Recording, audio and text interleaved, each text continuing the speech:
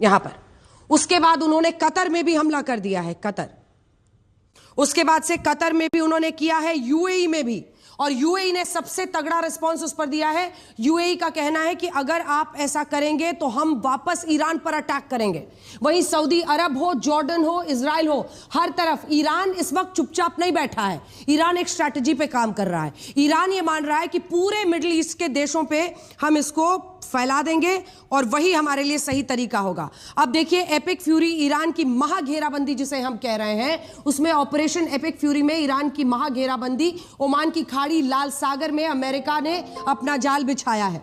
और ये रेड सी का भी जिस स्ट्रेटेजिक तरीके से अमेरिका बढ़ रहा है, 13 अमेरिकी गाइडेड मिसाइल्स डिस्ट्रॉयर्स तैनात किए गए हैं। हॉर्मुज जल डमरू मध्य वाला सागर है, एक एक करके थोड़ा धीरे धीरे चला सकते हैं।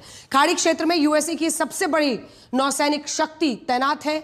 यूएसएस जेराल्ड ऑफ फोर्ड और यूएसएस अब्राहम लिंकन तैनात किया गया है। और ये तो आप खबरें बहुत दिन से देख ही रहे थे आज तक पर कि अब्राहम लिंकन को वहां पर तैयार किया गया है। ये कैसे ऑपरेट करता है, इन सब पर चर्चा करेंगे जो मेहमान हमारे साथ आए हैं। लेकिन 13 अमेरिकी गाइडेड मिसाइल डिस्ट्रॉयर्स तैनात किए हैं। और जो अमेरिका ने घेराबंदी की है वो हम आपको बता रहे हैं। हॉर्मुज जो जल डमरू मध्य के मुहाने पर यूएसए का पूरा तैयारी है। खाड़ी क्षेत्र में यूएसए की सबसे बड़ी नौसैनिक शक्ति दिखाई दे रही है। तो जिस तरह की तैयारी इस वक्त अमेरिका की दिख रही है, वो साफ संकेत है कि इसको लंबा भी खींच सकते हैं। और अगर लंबे युद्ध की तैयारी है तो उसी पर आपसे मैं चाह रही थी कि आप ये बताएं कि ईरान तो साफ दिख रहा है, ईरान कह रहा है कि हम इस युद्ध को फैला देंगे मिडिल ईस्ट में।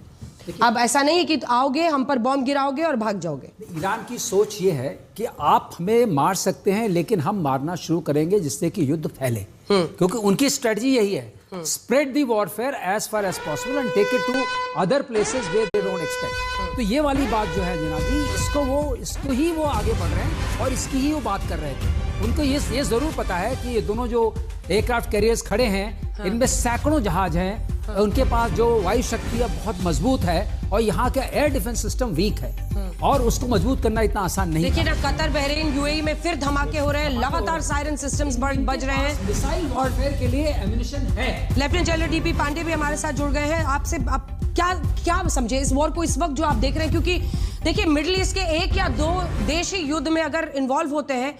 उससे पहले बहरीन से कुछ भारतीय छात्र हमारे साथ जुड़े हुए हैं इस वक्त, सीधा उनका रुख करते हैं, उसके बाद मैं फौरन आपके पास आ रही हूं। दिखा दीजिए अगर वो कनेक्ट हो गए हैं हमारे साथ।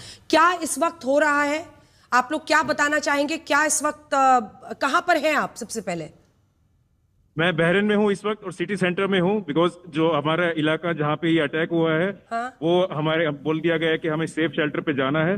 तो we are going further away from that location. और अभी जस्ट नाउ आप हमसे बात करते हुए हमें 2 अभी धमाके और सुनाई दिए हैं। 2 धमाके वो अभी भी चल रहा है। हाँ। और क्या बता पाएंगे आप हमें इस वक्त की स्थिति के बारे में? 2 धमाके आप कह रहे हैं अभी भी हो रहे हैं, लगातार आप लोग धमाके सुन रहे हैं, क्या कुछ हो रहा है? हाँ जी, सुबह हमारे पास अलर्ट आता है और उसके 15 मिनट बाद ही पहला धमाका होता है। यहाँ पे यूएस इंटरसेप्ट भी कर रहा है, बट कुछ धमाके वो रोक नहीं पा रहा है। और वो बॉम्ब जब गिर रहे हैं तो उनके बेस पे जाके गिर रहे हैं, जिसके बाद हमें इवैक्यूएट करने के लिए बोल दिया जाता है। अभी इवैक्यूएट की पूरी ऐसी स्थिति नहीं है कि हमें बता दिया जाए कि कहाँ जाना है। So we are going slightly away from the cities, तो वहां ताकि हम बच पाए। तो अभी मेरी लोकेशन ये ऐसी है कि मैं थोड़ा दूर हूँ तो मैं सेफ हूँ। और यहाँ पैनिक की सिचुएशन इतनी ज्यादा नहीं, क्योंकि मिनिस्ट्री ने अच्छा कंट्रोल किया हुआ है। बट फिर भी आप थोड़ा उनके चेहरे से देख पाते हैं कि हाँ, वो जरूर चिंतित है, वो अपने घर जाना चाहते हैं। उन्हीं की तरह एक मैं भी हूँ।